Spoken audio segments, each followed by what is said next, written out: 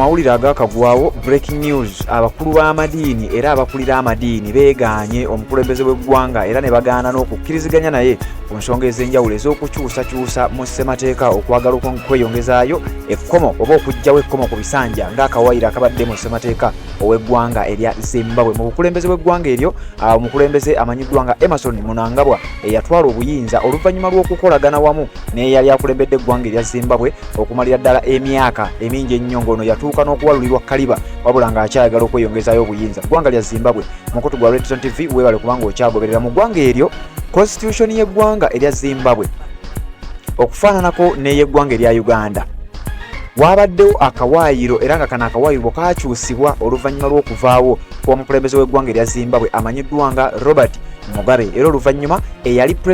vice president we amanyiddwa nga Emmerson Mnangagwa nga bwe ngenda okuwa obimu ku bimukwatako yakwata obuyinza ng'abujja ku mukama we oluvannyuma lw'ekye bayita coup d'etat oba okuwamba obuyinza obwali mu ggwanga erya Zimbabwe oluvannyuma lwa nnamungi w'omuntu eyali yeekalakaasa ng'alaga obutali bumativu eri obukulembeze bwa musajja mukulu Robert Mugabe eyali akulembera eggwanga eryo. Kakati we twogerera wabaddewo olukwe era nga boolaba mu mawanga agamu bwe bakola omukulembeze w'eggwanga eryo amanyiddwa nga Emmerson Mnangagwa yagezezzaako okukola ekisoboka okweyambisa paalamenti mu ggwanga erya Zimbabwe abeere ng'akyusakyusa ssemateeka w'eggwanga eryo. Omukulu amanyiddwa nga Emmerson Mnangagwa nga yakulembera eggwanga eryo erya Zimbabwe era ng'abadde pulezidenti ow'eggwanga eryo okuviira ddala mu mwezi gwali mwaka gwa 2017 oluvannyuma Robert Mugabe okubeera nga yali amaze okuba nga aggyibwa mu ntebe. Embeera yali ya bunkenke nnyo, waliwo kye bayita coup d'etat ennaku z'omwezi nga 21 omwezi gwali gwa 11 mwaka gwa 2017 Robert Mugabe bannamagye be bennyini ne bamwefuulira ne bagamba okusinziira ku bantu aba bulijjo abeegugunze era wanayagala okumanya kye bayita protest vote na kino oyinza okukikozesa ng'ekyokulabirako. Bannansi mu ggwanga eryo beekalakaasa nga balaga obutali bumativu n'omusajja omukulu eyali abafugidde ebbanga amanyiddwa nga Robert Mugabe eyali afuze eggwanga eryo okumanya ddala emyaka egyali giwererako ddala wabula nga bannansi bagamba tukooye twagala atlisi okulaba ku pulezidenti omulala. Kakati wano amagye geekumaakuma ne gawamba obuyinza era Robert Mugabe ne baba nga bamujja mu ntebe. Olwo yali vice president we Emmerson Mnangagwa ne bakwata obuyinza ne babumuddiza. Ono nga yamala ebbanga lyonna ng'akola nga vice president era ng'ennaku z'omwezi 24 nga wakayita ennaku 3 24 Ogw'ekumi ono yalayizibwa n'aba nga yafuuka president omujjuvu mu ggwanga erya Zimbabwe. Okulonda okwaddako waliwo mu mwaka gwa 2023 ennaku z'omwezi nga 24 mwezi gwa 8 2023 ne baddamu ne bamulonda amanyiddwa nga Emmerson Mnangagwa era n'alayira nga president w'eggwanga erya Zimbabwe mu kisanja kye ekyokubiri. Kati mu ggwanga eryo waliwo constitution yaabwe oba ssemateeka y'eggwanga eryo mu kawaayiro oba kye tuyita mu article ey'okutaano section ey'e95 egamba nti term of office of president and vice presidency nti omukulembeze w'eggwanga erya Zimbabwe anaakulemberanga ebisanja bibiri eby'emyaka 5 kati ng'ekisanja ekyokubiri eky'omukulu ono amanyiddwa nga Emmerson Mnangagwa kye yafuga okuva ng'ennaku z'omwezi okuva mu mwaka gwa 2023 kiggwako mu mwaka gwa 2028. Kakati omukulu ono ng'ayita mu paalamenti wamu n'abamu ku bakozi mu gavumenti naddala mu kibiina kyavaamu ekimanyiddwa nga ZANU-PF era nga kino kyekibiina eyali mukama we amanyiddwa nga Robert Mugabe nga bakozesa numbers ng'era bwe batera okukola mu paalamenti y'eggwanga erya Zimbabwe nga baagala babeere nga bakyusakyusa bateeka ennongoosereza mu ssemateeka era nga kigambibwa nti olw'omwaka oguwedde bano ab'ekibiina ekya ZANU-PF ababaka baatuula ne basala empenda era ne constitution yaabwe ne bakkaanya nga olaba we batuula mu kyankwanzi w'eno kati baatuula mu kyankwanzi w'e Zimbabwe ababaka b'ekibiina ekya ZANU-PF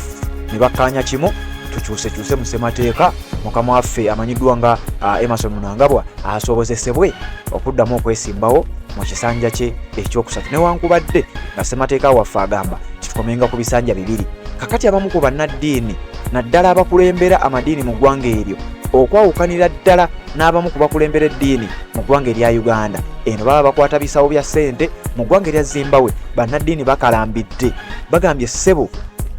Robert Mugabe yafuga eggwanga lya Zimbabwe emyaka mingi nnyo n'atuuka n'okuteeka eggwanga lyaffe mu mbeera ey'okuswazibwa. Kakati ate naawe Emmerson Mnangagwa eyamuddira mu bigere kijja kitya okubeera nga naawe oyagala ate kukwata ekkubo lyerimu. Bannaddiini abamu ku bakulembeze b'amadiini mu ggwanga eryo okuli ba archbishops okwawukanako ne ba archbishops b'amawanga amalala bano bagamba tetugenda kutunula butunuzi tulabe nga bannansi banyigirizibwa omukulembeze omu ayagala okukyusakyusa amateeka g'eggwanga kyolwokuba ye ayagala okwekumira mu buyinza. Abannaddiini bagaanye ekikolwa kino. Tugambye ekisanja kye ekyokubiri kibadde kiggwako mu mwaka 2028 era bwe bagenda okuddamu okulonda. Kaakati ate ye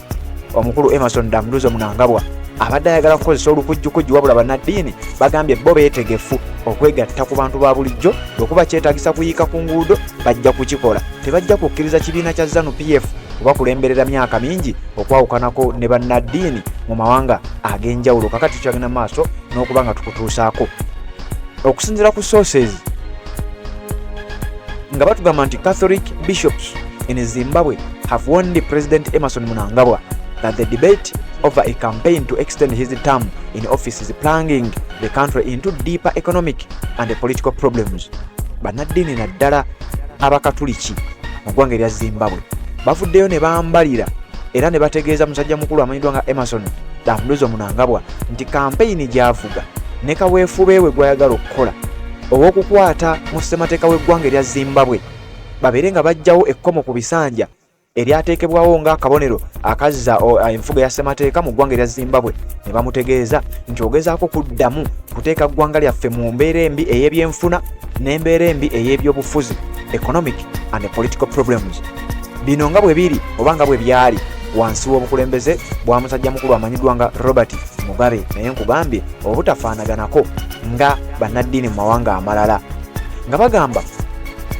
in a scathing pastoral letter the influential Zimbabwe Catholic Bishops Conference ZCBC said the Southern African country was doomed if the government failed to arrest rampant corruption and stopped talk about extending the president's term of office.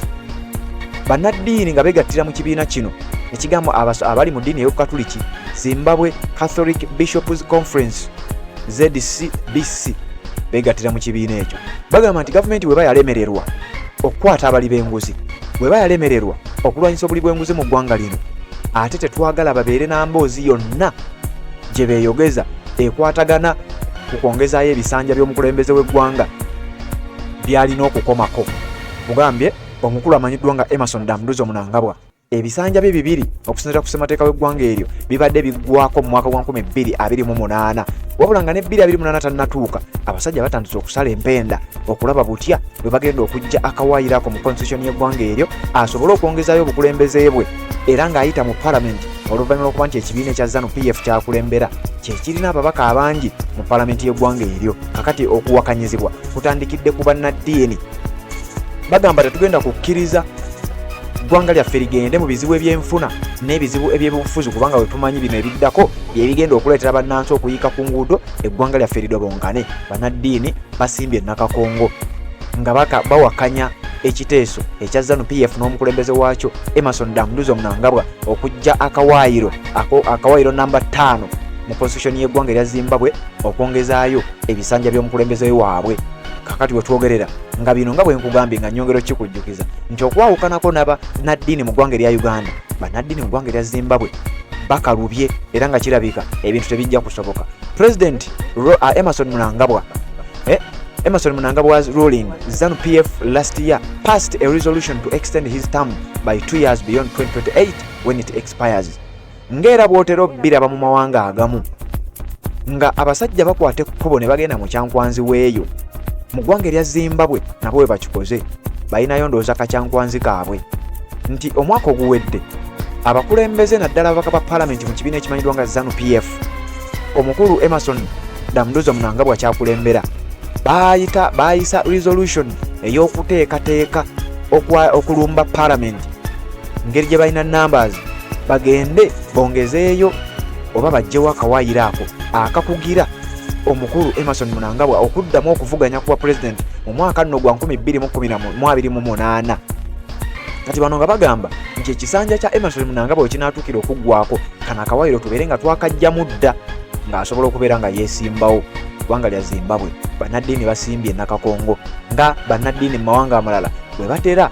okubeera nga basimba Nakakongo ne bavaayo ne bebavuddeyo. kakati ne mu ggwanga erya Zimbabwe Bannaddiini basimbye Nakakongo bagamba kino kyetugenda kuzikiza era tetugenda kirekera bannansi bokka tetugenda kirekera abantu ba bulijjo. Omukulu Emmerson Mnangagwa ku myaka gye 82 nga wakyabulayo emyaka ng'esatu ekisanja kye kibeere nga kiggwako ekyokubiri. Abakulu bali mu kuteekateeka okulaba nga bajja akawaayirako mu ssemateeka w'eggwanga erya Zimbabwe babeere nga basobozesa Emmerson Mnangagwa eyakwata obuyinza mu mwaka 2017 ng'ekisanja kye ekyasooka kyaggwako 2023 ekisanja ekyokubiri kiggwako 2028 olwo nno bano bateekateeka okulaba ng'ate 2028 addamu okubeera nga yeesimbawo obukulembeze bw'eggwanga erya Zimbabwe. Wabula Bannaddiini bakalambidde bagamba tetujja kukkiriza bisawo bya ssente bye mutuwa, tetujja kukkiriza nguzi gye mutuwa, tetwagala bannansi babeere ng'ate beeyaguza lujjo nga mu abakulu mukola gwa kweyongeza bisanja n'ekintu ekimenya amateeka mu ggwanga lyaffe erimanyiddwa nga erya Zimbabwe. Omukulu Robert Mugabe emyaka gye yali amaze ng'afuga kigambibwa nti Emmerson Mnangagwa y'omu ku baali abasajja be ab'oku lusegere era nga Robert Mugabe we yaviirako omukulu ono yali vice president mu ggwanga erya Zimbabwe. Kakati we twogerera ebikolwa mukama we byennyini bye yakolanga noono omukulu amanyiddwa nga Emmerson Mnangagwa bye bimu yennyini byayagala okuba nga atandika kujja kawaayiro akamukugiro bakagamba nti omukulembeze anaafuga ng'ebisanja 2 mu ssemateeka g'eggwanga lyabwe. Kakati abakulu bali mu nteekateeka wabula Bannaddiini bakalambidde bagaa tetujja kubikkiriza era ekyo kikafuuwe kigende gye mwagala kibeere wabula wano mu ggwanga lya Zimbabwe tetugenda kubeera nga tukikkiriza. Ngazi obufumbo olina omwami naye ng'akutawaanya, olina omukyala ng'akutawaanya, bajja ne bakwagalako ne bagenda. Gwe alina ebizibu mu byenfuna nga ssente zikuyita mu ngalo, wooteeka ssente zifa bufi b'owola tebazza. Gwe aloota ng'ogwa mu nnyanja, gwe alumizibwa omutwe nga guganye okuwona, naawe aloota ng'ebintu bikozesa ensonga z'obufumbo. Nina ekifo ku mugga awali amayinja wennyambulirako ebisiraani, ekikwa, ekifiiriza, omudibo, obutaganja, obutawiibwa. Nzijanjaba abantu ab'enzikiriza zonna, nsiŋŋaanibwa njeru ku lw'ejjinja. Gwanjagala kuba ku nnamba yange eyo, naawe ali ewala ennyo yita ku WhatsApp.